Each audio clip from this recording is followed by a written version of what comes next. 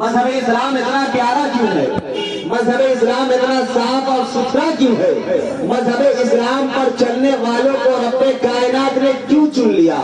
قرآن کریم نے 1400 سال پہلے کہا کنتم خیر امت اخرجت للناس کہ تم ہی سب سے بہترین امت ہو کیونکہ رب کائنات نے تمہیں چن لیا ہے۔ حضرات محترم یہ اسلام کی خوبی ہے، یہ اسلام کی کوالٹی ہے۔ مگر ہم جب تاریخ کا مطالعہ کرتے ہیں، بھارت کا عظیم مفکر اللہ کا مقدس ولی حضرت اورنگزیب عالمگیر علیہ رحمت و رضوان کی تخت کی طرف پلٹتے ہیں کہ اللہ کا مقدس ولی بھارت کا عظیم بادشاہ اس وقت کا حضرت اورنگزیب عالمگیر کا زمانہ ہے۔ ان کے زمانے میں ایک انسان ہے جسے شیواجی کہا جاتا ہے۔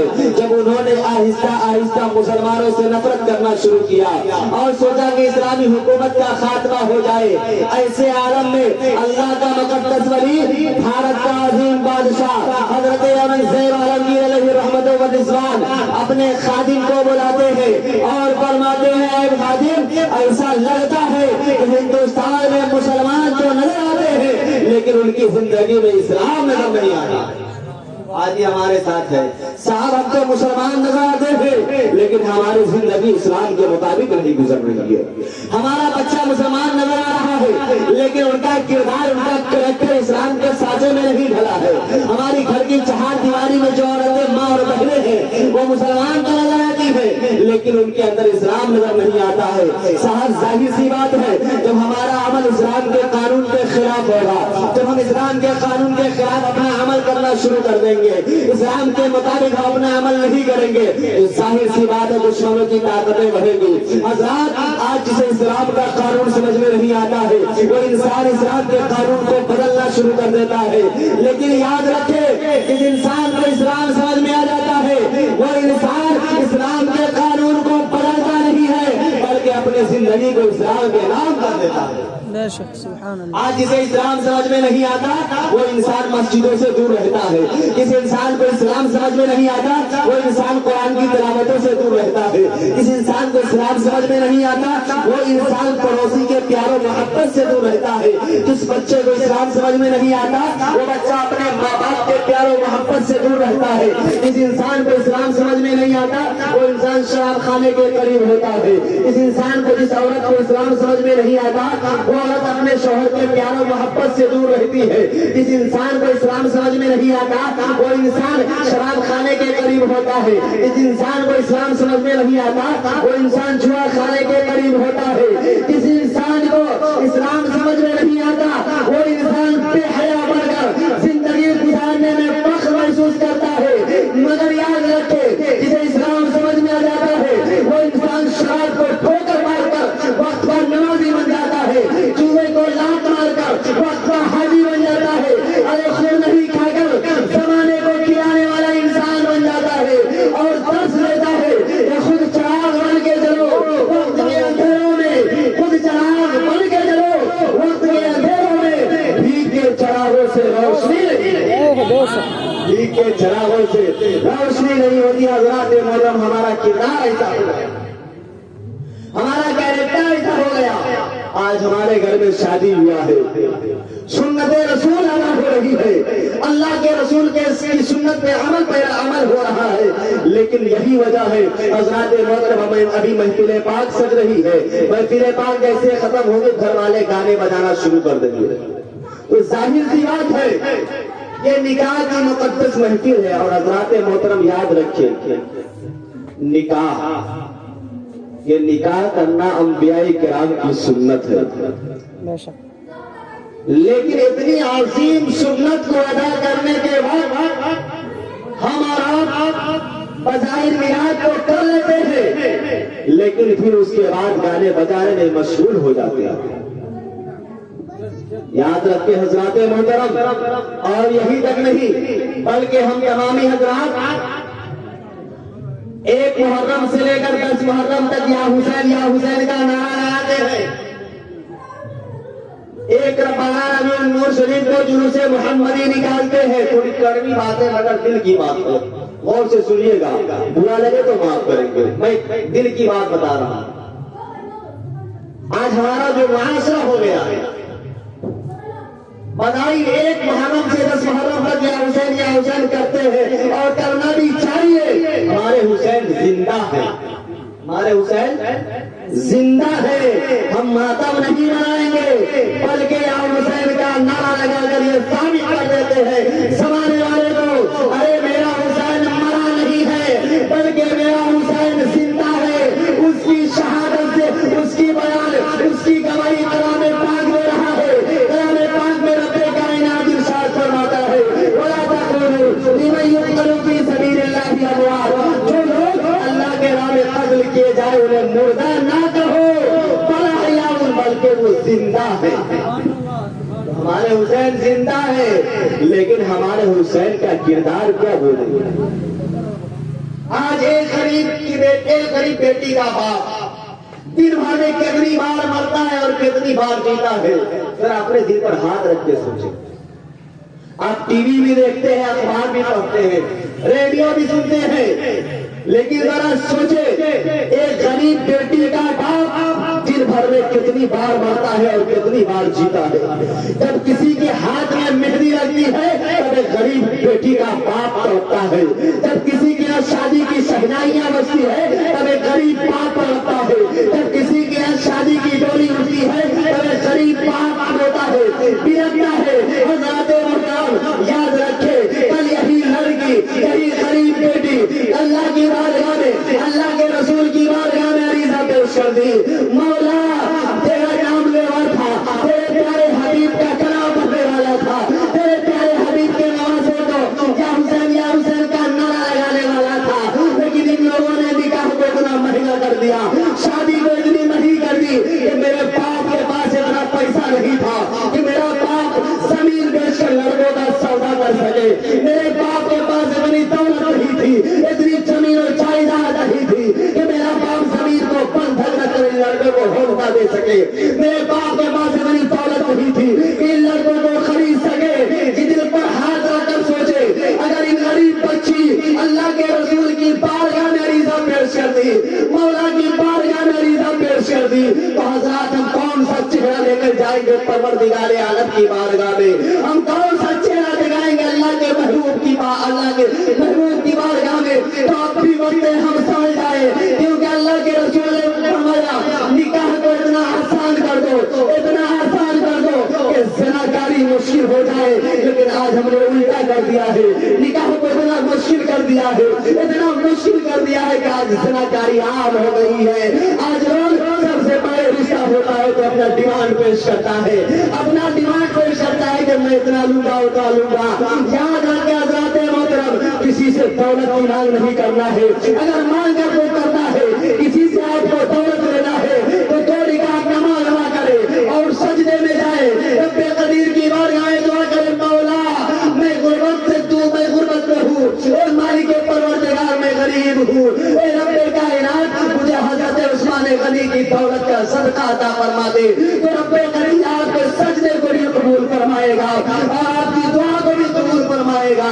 لیکن شرط یہ ہے کہ پہلے ہم آقا کے فرامین پر عمل کرنا شروع کر دیں. آپ کو پتا ہے شادی ہمارے یہاں بھی ہوتی ہے اور شادی حضرت علی کی بھی ہو رہی ہے. کل بارات نکلے گی یہاں سے.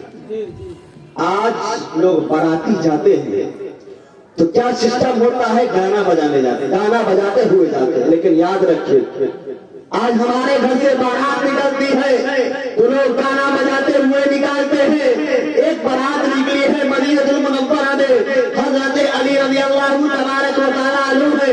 حضرت علی کون ہے؟ حضرت علی امام حسین کے بابا جان ہے. حضرت علی کی بارات نکل رہی ہے، مصطفیٰ جان رحمت صلی اللہ تعالیٰ علیہ وسلم کے گھر بارات پہنچ رہی ہے. حضرت فاطمہ الزہرا دلہن بنی بیٹھی ہے. آقا کائنات صلی اللہ تعالیٰ علیہ وسلم فرماتے ہیں جب حضرت علی کی بارات نکل رہی ہے تو باراتی میں حضرت ابو بکر ہے، باراتی میں حضرت عمر ہے، باراتی میں عمر فاروق ہے، باراتی میں عثمان غنی ہے، باراتی میں اور دیگر صحابہ کرام ہے. لیکن آج ہمارے گھر سے بارات نکلتی ہے ہمارا باراتی ناچتے ہوئے جاتا ہے، ہمارا باراتی گانا بجاتے ہوئے جاتا ہے. حضرت علی کی بارات نکل رہی ہے، ابو بکر صدیق قرآن کی تلاوت کرتے ہوئے جا رہے ہیں، فاروق اعظم قرآن کی تلاوت کرتے ہوئے جا رہے ہیں، عثمان غنی قرآن کی تلاوت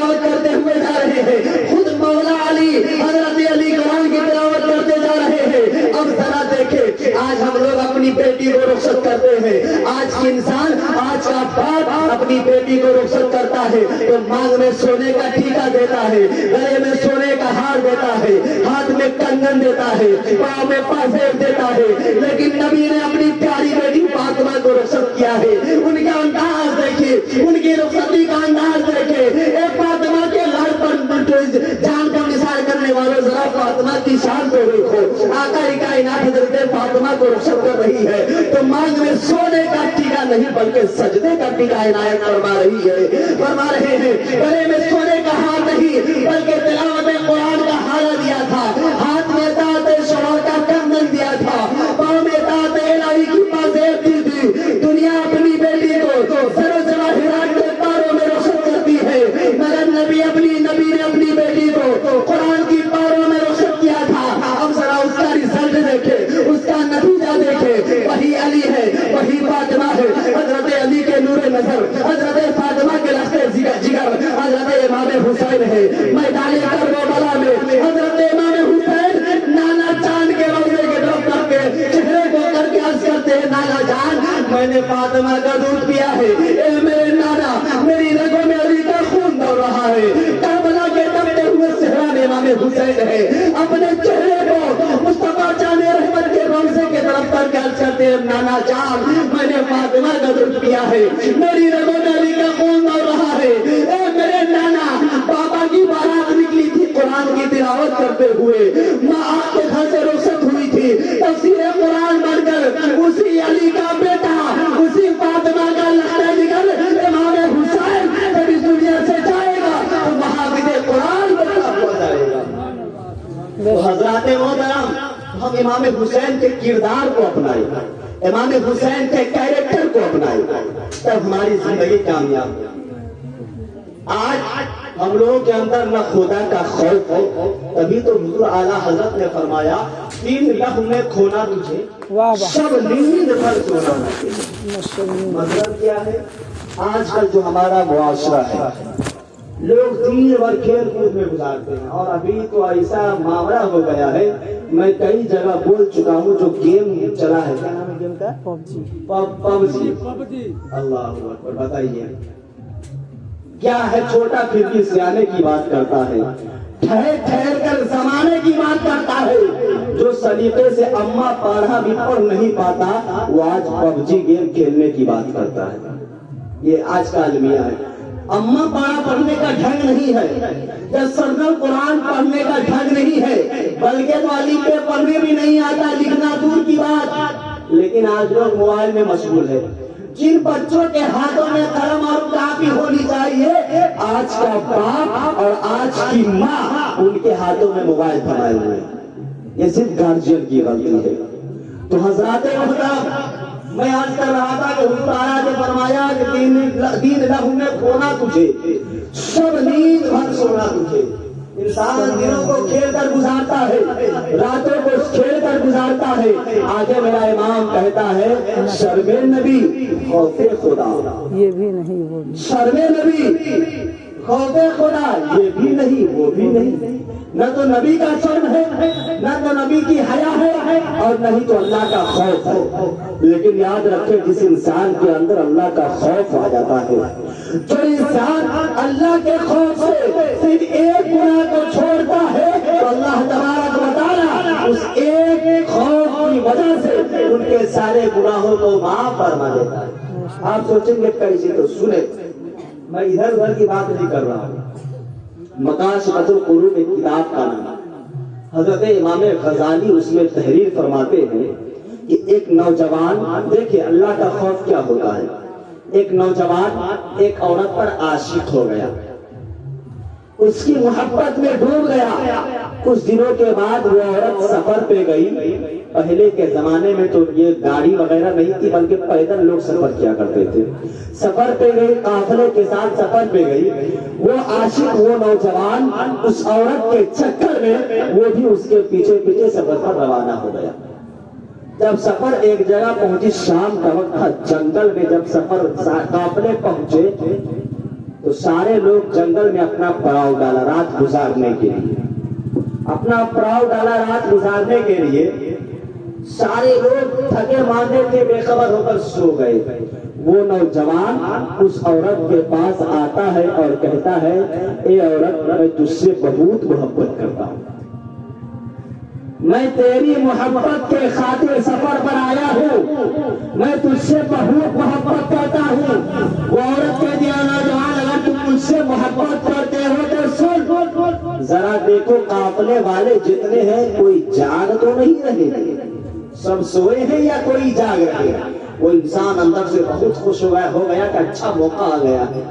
وہ انسان اسی خوشی میں سارے جنگل میں چکر لگایا، لیکن کیا دیکھا کہ سب لوگ بے خبر سوئے پڑے ہیں، تھکے ماندے ہیں، سوئے ہیں۔ وہ انسان، وہ نوجوان خوشی خوشی آ کر یہ عورت کو کہتا ہے اے عورت، اے میری معشوقہ، میں تیرا عاشق ہوں، میں تجھ سے محبت کرتا ہوں، میں تیری خاطر سفر پر آیا ہوں۔ سن، تو نے جو کہا قافلے والے کو دیکھنے کے لیے میں نے دیکھ کر آیا ہے، سارے لوگ بے خبر سو رہے ہیں۔ حضرت محترم تب اس کے بعد عورت ایک جملہ کہتی ہے، وہ جملہ سونے کے قلم سے کے حروف سے لکھنے کے برابر ہے، تو سونے کے حرف سے لکھنے کے برابر ہے۔ حضرت محترم وہ عورت کہتی ہے اے نوجوان، سارے لوگ تو سو رہے ہیں، اللہ کے بارے میں تمہارا کیا خیال ہے؟ بے شک سارے لوگ سو رہے ہیں، اللہ کے بارے میں تمہارا کیا خیال ہے؟ کیا وہ بھی سو رہا ہے؟ کیا اسے بھی اونگ آتی ہے؟ کیا اسے بھی نیند آتی ہے؟ وہ نوجوان کانپنے لگا، لرزنے لگا، تھرتھرانے لگا اور کہنے لگا اے عورت، اللہ کو کبھی نیند نہیں آتی ہے، اللہ کو کبھی اونگ نہیں آتی ہے، اللہ سونے سے پاک ہے، اللہ جسم سے پاک ہے، اللہ جسمانیت سے پاک ہے۔ حضرت محترم اتنا لرزا، اتنا تھرتھرایا اللہ کے خوف سے، اللہ کے ڈر اس کے اندر اتنی سرایت کر گئی تو وہ انسان لوٹ کر توبہ کیا اور توبہ کرنے کے بعد وہاں سے چلا گیا۔ کچھ دنوں کے بعد اس نوجوان کا انتقال ہو گیا۔ لوگوں نے خواب میں دیکھا اور پوچھا اے نوجوان، دنیا سے جانے کے بعد تمہارا کیا حال ہے؟ دنیا سے جانے کے بعد تمہاری کیا پوزیشن ہے؟ دنیا سے جانے کے بعد تم کس حالت میں ہو؟ وہ نوجوان کہتا ہے میں تو دنیا میں گنہگار تھا، میں تو بہت گناہ کیا، میرے نیکی کچھ بھی نہیں ہے، لیکن میں نے اللہ کی خوف سے ایک گناہ کو چھوڑ دیا ہے۔ اللہ تبارک و تعالیٰ اسی کے سجدے میں ہمارے سارے گناہوں کو معاف فرمائے۔ بے شک سبحان اللہ سبحان اللہ۔ حضرات ہمارے اندر اللہ کا خوف ہے، یہی وجہ ہے کہ آج ہم لوگ در در کی ٹھوکریں کھا رہے ہیں، آج ہمارے اوپر مصائب و آلام کے پہاڑ توڑے جا رہے ہیں۔ اگر اب بھی ہم اللہ اور اس کے رسول کے فرامین پر عمل کرنا شروع کر دے، پنج وقتہ نماز پڑھنا شروع کر دے، پڑوسیوں کا خیال رکھنا شروع کر دے، بڑوں کی عزت اور چھوٹوں پر شفقت کرنا شروع کر دے، تو ساری دنیا جھک کر ہم لوگوں کو سلام کرتی ہوئی نظر آئی۔ لیکن شرط ہے کہ اپنے کردار کو سدھارے، شرط ہے کہ اپنے کیریکٹر کو سدھارے۔ آج ہم لوگوں کا ماحول یہ ہو گیا ہے کہ چاہے کہیں سے بھی کوئی مال آئے ہم کھا لیں، ہمارے پاس کہیں سے بھی پیسہ ہے مالدار ہو جائے، یہ پیسہ کیسا ہے، حلال کا ہے یہ حرام کا، اس سے کوئی مطلب نہیں۔ آج معاشرے کا یہ حال، کہیں سے کچھ آ گیا بغیر اجازت کھا لیے۔ یاد رکھے حضرات محترم، یہ مہینہ غوث اعظم رضی اللہ تعالیٰ عنہ کا مہینہ چل رہا ہے۔ جمعہ کو ان کا عرس پاک ہے بغداد شریف میں۔ غوث اعظم امام حسین کے خاندان، امام حسین کے نواسہ ہے۔ غوث اعظم کے والد ماجد ہے۔ رمضان کا مہینہ ہے، دریائے دجلہ سے گزر رہے ہیں، ایک دریا میں بہتا ہوا سیب آیا۔ آپ نے واقعہ سنا ہوگا، سیب آیا، آپ نے اٹھایا اور کھا لیا۔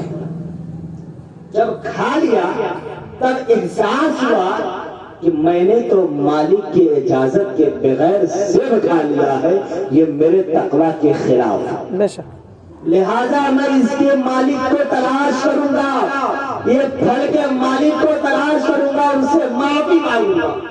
اب حضرت غوث پاک کے بابا جان، جن کا نام حضرت سید موسیٰ جنگی، ابو صالح موسیٰ جنگی دوست رضی اللہ تعالیٰ، اب وہ دریا کے کنارے چلتے گئے، بہت دور جانے کے بعد ایک عظیم شان باغ نظر آیا، اس کے سیب کا پیڑ بھی لگا ہوا تھا۔ وہ سیب کا جو پیڑ تھا اس کی ٹہنی دریا کی طرف جھکی ہوئی تھی۔ حضرت موسیٰ صالح جنگی دوست نے سمجھ گیا کہ یہ سیب کسی باغ کا ہے، کسی درخت کا ہے۔ آپ اس کے مالک کو تلاش کرتے ہیں، لیکن اس کا مالک بھی ایک اللہ کا ولی ہے، ایک اللہ کا ولی جن کا نام سید عبداللہ سمعی رضی اللہ تعالیٰ عنہ ہے۔ حضرت ابو موسیٰ صالح جنگی دوست غوث اعظم کے بابا جان ان کے ماں باپ کے مالک کے پاس جاتے اور کہتے ہیں کہ میں نے آپ کے باغ کا پھل بغیر پوچھے کھا لیا، آپ مجھے معاف کر دے۔ وہ اللہ کا ولی، باغ کا مالک بھی اللہ کا ولی تھا۔ وہ اپنی کشف و کرامت سے سمجھ گئے کہ یہ نوجوان جو معافی مانگنے آیا ہے یہ عام نوجوان نہیں ہے، بلکہ یہ متقی اور پارسا نوجوان ہے، یہ اللہ کا نیک نوجوان بنتا ہے۔ حضرات محترم سید عبداللہ سمعی نے فرمایا، اے نوجوان، میں تمہاری غلطی کو تو معاف کر دوں گا، لیکن شرط یہ ہے کہ تجھے 10 سال تک میرے باغ کی رکھوالی کرنی ہوگی۔ اللہ، ایک سیب کھایا ہے، وہ بھی توڑ کر نہیں، گر گیا اور دریا میں بہ گیا، اٹھا کے کھا لیا۔ اب اس کی سزا یہ کہ 10 سال تک باغ کی رکھوالی کرنے کے لیے تیار ہو گئے۔ جب 10 سال کا طویل عرصہ گزر گیا، اب کہتے ہیں سید حضور غوث پاک کے بابا جان کہتے ہیں مالک سے کہ آپ کی مدت، آپ کی شرط پوری ہو گئی، آپ مجھے معاف فرما دیں۔ سید عبداللہ سمعی کہتے ہیں، باغ کا مالک کہتے ہیں کہ ابھی ایک شرط اور ہے، ایک شرط اور ہے، وہ شرط یہ ہے کہ میرے پاس ایک بیٹی ہے جس کے اندر 5 عیب ہے۔ وہ عیب یہ ہے کہ میری بیٹی آنکھ سے اندھی ہے، میری بیٹی ہاتھ سے لولی ہے، میری بیٹی زبان سے گونگی ہے، میری بیٹی پاؤں سے لنگڑی ہے، میری بیٹی کان سے بہری ہے، میری بیٹی کے اندر اتنے سارے عیوب ہیں، تمہیں میری بیٹی سے نکاح کرنا ہوگا، تمہیں میری بیٹی سے شادی کرنی ہوگی، تب جا کے میں تمہاری غلطی کو معاف کروں گا۔ اللہ، ایک سیب کھایا ہے، کیسے شرط لگائی جا رہی ہے، دیکھیے۔ اب حضرت حضور غوث پاک کے بابا جان سوچنے لگے کہ ساری زندگی کا مسئلہ ہے، اتنی اپاہی، اتنے عیوب ہے اس لڑکی کے اندر، اس سے شادی کی شرط لگائی گئی ہے۔ جب انہوں نے غور کیا، اپنی زندگی کے بارے میں سوچا، تو یہ فیصلہ کیا کہ یہ میں تو جوان ہوں اور یہ جوانی فانی ہے، ایک نہ ایک دن بڑھاپا آنا ہے، پھر ایک نہ ایک دن موت آنا ہے، یہ زندگی فانی ہے۔ آپ نے اقرار کر لیا اور کہہ دیا کہ میں شادی کرنے کے لیے تیار ہوں۔ اب حضرت عبداللہ سمعی باغ کا مالک اپنی بیٹی کا نکاح حضور غوث پاک کے بابا جان کے ساتھ کر دیا۔ شادی کی رات میں حضور غوث پاک کے بابا جان صالح جنگی دوست رضی اللہ تعالیٰ عنہ اپنے کمرے میں جاتے ہیں تو کیا دیکھتے ہیں کہ ایک نوجوان حسین و جمیل لڑکی بیٹھی ہوئی ہے۔ آپ فوراً باہر آ جاتے ہیں اور پاک کے مالک سے کہتے ہیں، آپ نے تو کہا تھا میری بیٹی ہے گونگی ہے، میری بیٹی بہری ہے، میری بیٹی آنکھ سے اندھی ہے، میری بیٹی ہاتھ سے لولی ہے، میری بیٹی پاؤں سے لنگڑی ہے، لیکن میں جس لڑکی کو اپنے کمرے میں دیکھ رہا ہوں وہ لڑکی بہت تندرست ہے، وہ لڑکی حسین و جمیل ہے، وہ لڑکی کے اندر کوئی عیوب نہیں ہے، یہ لڑکی کوئی اور تو نہیں ہے۔ تب پاک کا مالک کہتا ہے، اے اللہ کے نیک بندے نوجوان انسان، کہیں میری بیٹی ہے، میں نے بیٹی کو جو عیوب بتائے ہیں، میری بیٹی کے اندر جو عیب تھا جو میں نے بتایا وہ یہ ہے کہ میری بیٹی آنکھ سے اندھی، اس لیے میں نے کہا کہ میری بیٹی اپنی آنکھیں سے کبھی بری چیز کو نہیں دیکھا ہے، میری بیٹی کو گونگی میں نے اس لیے کہا کہ میری بیٹی کبھی اپنی زبان سے بد کلامی نہیں کی ہے، میں نے اپنی بیٹی کو کان کی بہری اس لیے کہا کہ میری بیٹی کسی بھی غیر محرم کی آواز میری بیٹی نے نہیں سنا ہے، میں نے اپنی بیٹی کو لولی اس لیے کہا کہ میری بیٹی کبھی اپنے ہاتھ سے غلط کام نہیں کی ہے، میں نے اپنی بیٹی کو لنگڑی اس لیے کہا کہ میری بیٹی اپنے پاؤں سے کہیں برے جگہ پر نہیں لے گئی اپنے پاؤں کو، اتنے سارے عیوب میں نے اسی لیے بتائے۔ تاریخ شاہد ہے، کتابوں میں آیا ہے کہ جب ایسے اللہ کے ولی کی نیک بیٹی ہوتی ہے اور وہی بیٹی اللہ کے ولی کے نکاح میں آتی ہے تو اللہ تبارک و تعالیٰ ایسے ان نیک لوگوں کے بدن سے جو غوث اعظم کے نام سے جان کے اور قتل. تب یہاں سے اندازہ ہو گیا کہ جب باپ بھی نیک ہو ماں بھی نیک ہو تو اللہ تبارک و تعالیٰ نیک اولاد بناتا ہے. بے شک اندازہ لگا لے شہید کربلا کے بارے میں. ایک طرف حضرت علی ہے, ایک طرف فاطمہ ہے, جن کے بارے میں کلام پاک میں آیا ہے یخرج منہما اللؤلؤ والمرجان مرج البحرین یلتقیان یخرج منہما اللؤلؤ والمرجان. کہ جب دو سمندر آپس میں ملتے ہیں تو اس سے لولو اور مرجان جو ایک قسم کا ہیرا ہے وہ نکلتا ہے. مفسرین فرماتے ہیں کہ لولو اور مرجان سے مراد یہ سمندر سے مراد حضرت علی اور حضرت فاطمہ ہے, اور جو لولو اور مرجان ہے جو ان سے ہیرے نکلے ہیں ان سے مراد حضرت امام حسن ہے اور حضرت امام حسین ہے. تو حضرات محترم, اگر ہم چاہتے ہیں کہ ہمارا بچہ نیک ہو, ہماری آنے والی نسلیں نیک ہو, اللہ کے بارگاہ اللہ کا متقی ہو, پرہیزگار ہو, اللہ کی عبادت کرنے والی بڑی اولاد ہو, تو پہلے ہمیں نیک بننا ہوگا. بے شک پہلے ہمیں نیک بننا ہوگا, تب جا کر ہماری اولاد نیک ہوگی. جزاک اللہ. تو حضرات محترم,